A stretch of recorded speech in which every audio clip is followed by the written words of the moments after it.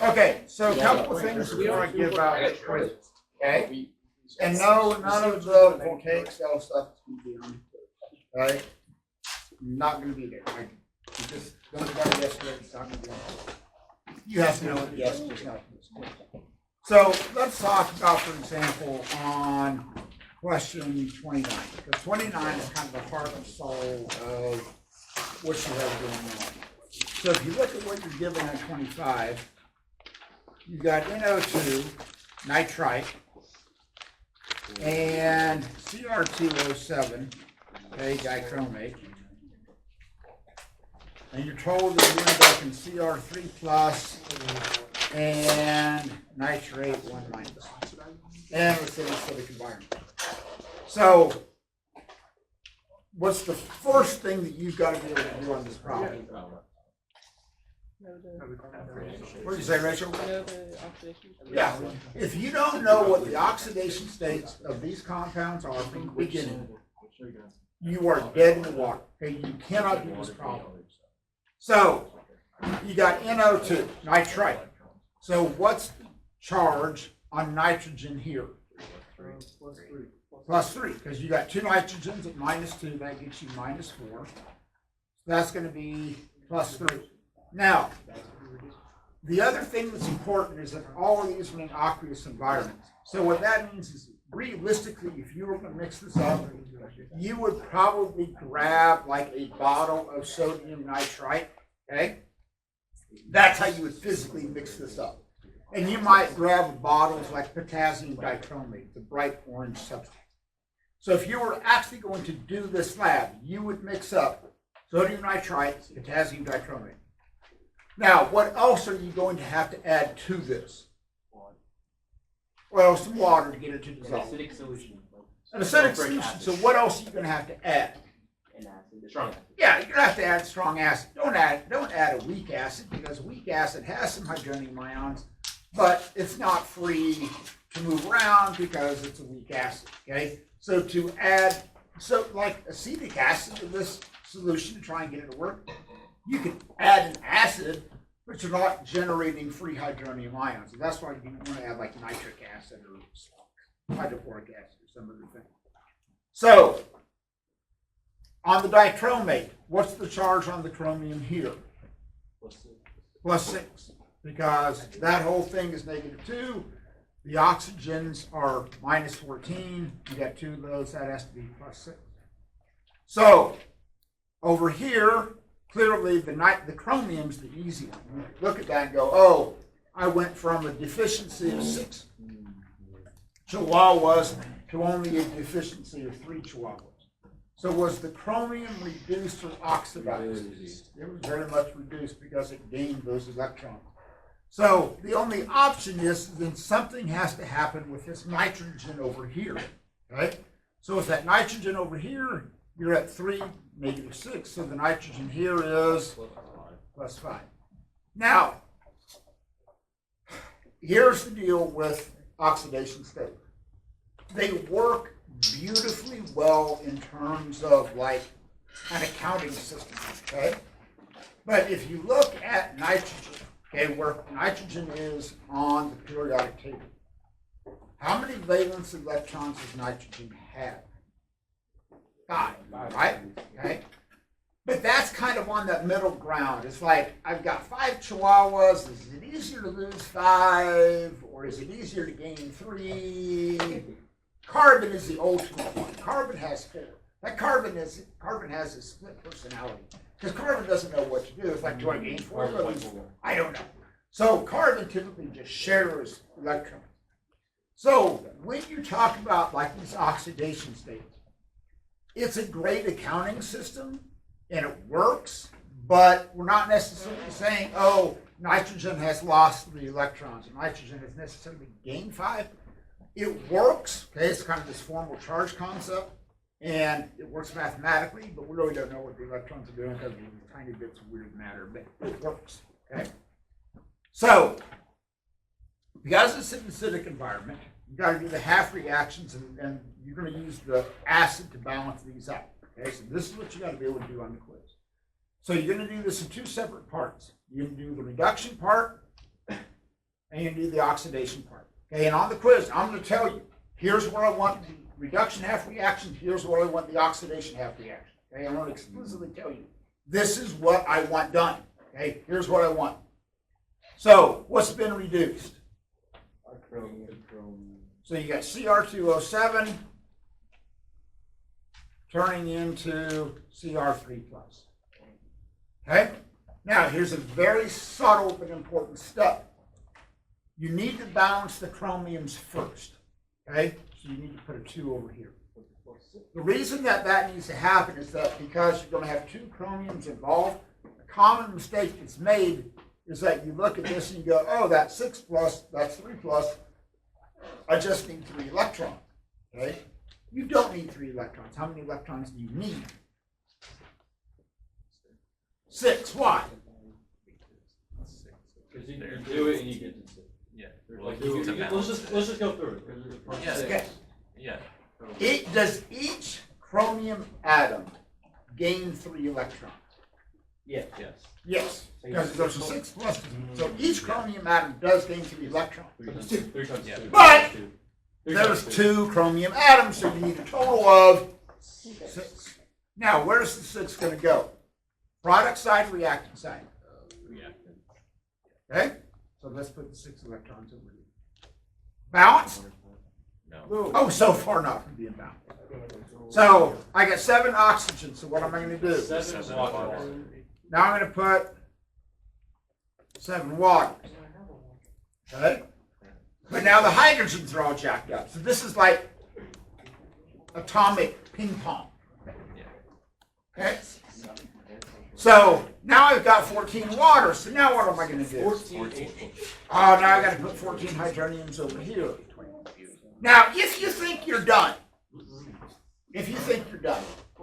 how can you verify that this is right? Add chart. If you add up the total number of charge on one side and the total number of charge on the other, it should be the same. If it is, you have a fighting shot of being right. If it's not, I promise you, there is no amount of chemistry, wishful thinking in the world that's going to make it right. Okay? So that's how you, on the quiz, take the time to add up the total charge on both sides. See if they're the same. Okay? At least you got a fighting chance. Okay. So then on the oxidation, what's going to happen there? The NO2 minus is going to roll into NO3 minus. Okay, that's cool. So what do we have to do here? Water. What do we have to do here? Water. Only one though. You make it sound like it's a carton. Yeah, water. Throw in some water, some fertilizer, pollinators going. Little El Agua. Is nitrate explosive? Is what? Because fertilizer is explosive, right? Yeah, but that's existing as ammonia. Oh, But they yeah. were just giving it. Okay. So let's talk about the water. Where are we going to put the water? Over yonder. That's about as vague as just saying water. Okay? Cool. Now what else do we need? 2H on the product side. Okay? Plus We're 2. still missing one vital thing. Plus 2 plus 2 The electron. Where's the electron going to go? How many? 2. Okay. Cool? Now, I got 2 electrons here, and I got 6 electrons there. So I got to multiply all of this by, because the whole idea is that the number of electrons lost has to equal the number of electrons gained. Okay. So if all goes well, when you get done, and you've got waters on both sides, and you've got hydroniums on both sides, when all is said and done, you should end up, when you are all finished, with 4 waters. Okay, on 29A. You should end up with 4 waters when it's all said and done. Okay? On 29B, you should end up with 11 waters. God, it's like teaching a group of cavemen. God. Igor, Thor, just go on. Okay. Anyway, so that's what you got to be able to do on the quiz. Let's talk about question 34. Okay? Okay? So if you look at what's happening on 34, so you have two generally types of cells. You have voltaic cells. This is what we're going to be talking about today. And those are spontaneous. You don't need an outside source to make them happen. In contrast to that, we'll get into this later, you can have what's called an electrolytic cell. Electrolytic cells aren't spontaneous, and you have to have an outside source to make them happen. Like, for example, charging your phones. Okay? Charging your phones is not a spontaneous reaction. If it was a spontaneous reaction, you would never have to plug your phone into the wall. If you want to make a lot of money, develop a self-charging phone, okay, where it's always a spontaneous reaction that just continuously recharges itself. Oh yeah, well, but that's like an outside source.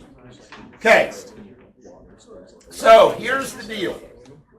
So if you were to actually visualize what this would look like, you would have a strip of aluminum, and then you would have a strip of nickel, and you would have this in a solution of aluminum ions, and you would have this in a solution of nickel ions, okay?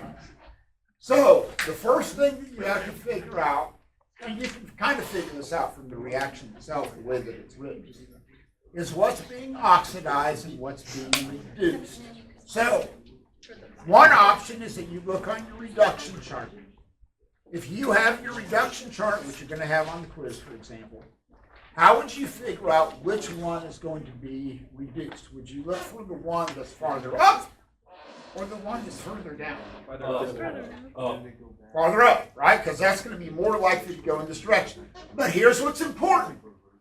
Here's what I cannot stress this enough. If you look on your reduction chart, what's the reactant?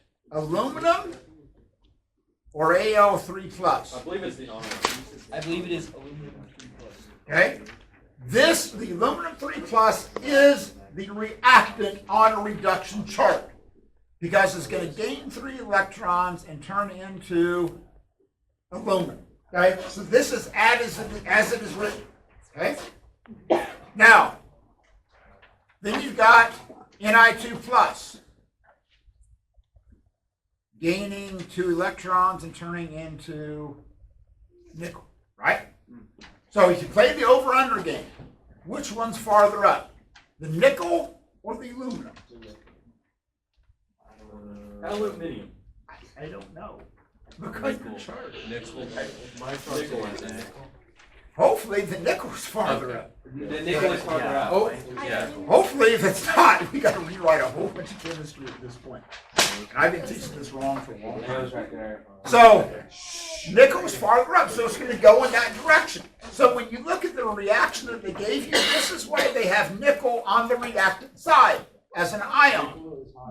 And they have elemental nickel on the other side. So over the period of time, what's going to happen to the mass of the nickel? It's going to increase.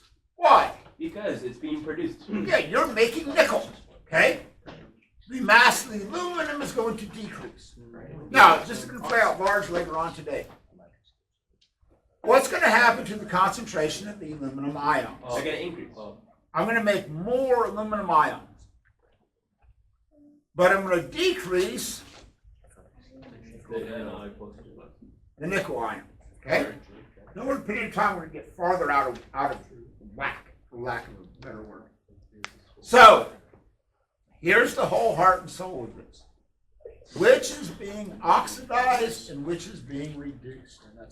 Aluminum oxidized. Aluminum is being oxidized. And the nickel is being reduced.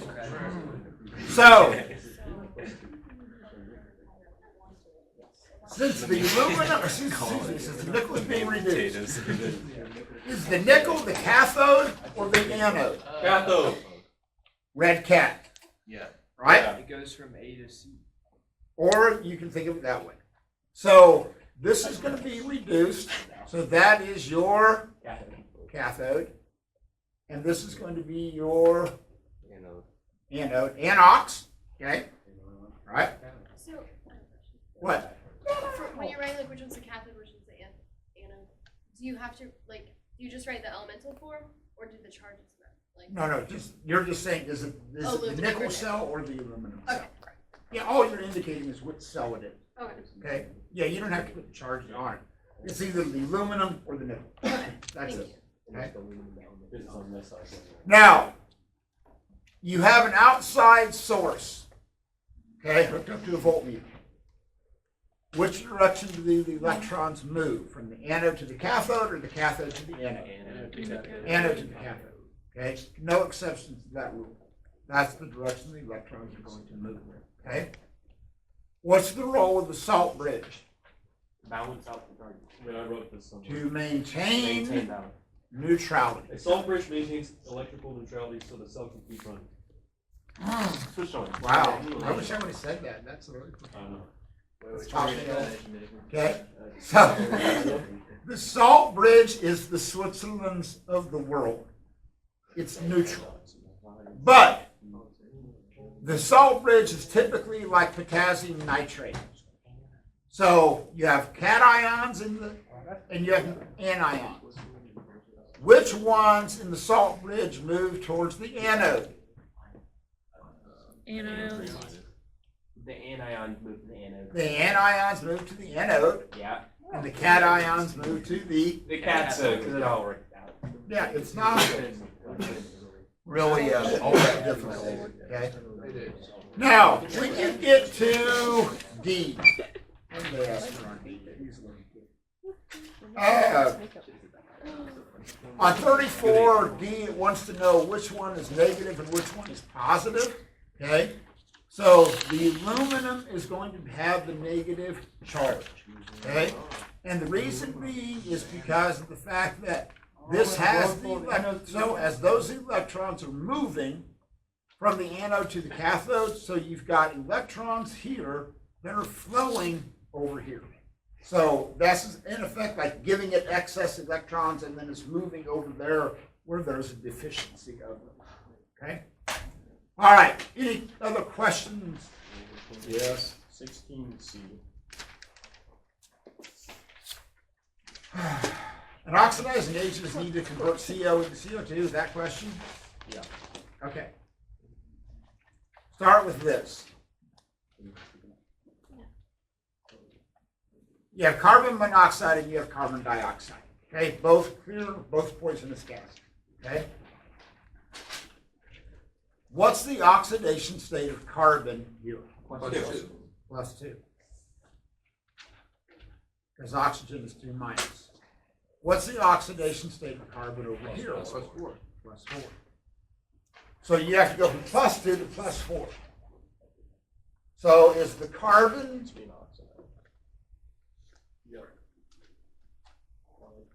So you need an agent to keep the mission. Does that answer the question? Okay. Wait, Bird. Does 32B start with T? What? What? Does 32B start with? That's not a good. That's kind of rhythmic. Does 32B start with 2B? Nathan, Does start there's with 2B end with E? They both do. There's That's a an E terrible in question. that. I like it. Oh, awful question. Right? Terrible question. So wait, that's a great question. No. If I were to put false on 32B, I get not. The first letter rhymes with B. T.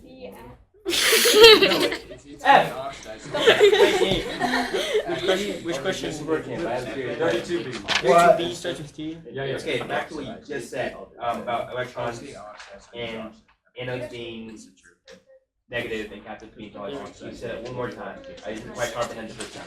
Okay. So on this cell, look at the direction the electrons are moving. They're moving from the aluminum versus Anode. the anode, right? So think of it as this having like excess electrons that are gonna flow over to that other side. They're losing electrons. But yeah, but it's got to lose it, but the electrons have to start here and move over there. Okay. Because that's always the direction the electrons move. Initially, okay, yeah. Okay, Yeah. that makes sense. Yes. Anything else? Go once, my price sold. Get back into it. You got me good way? You want staple? No, probably not. What do you Oh. need? Should I slip? If you want to, it's up to you.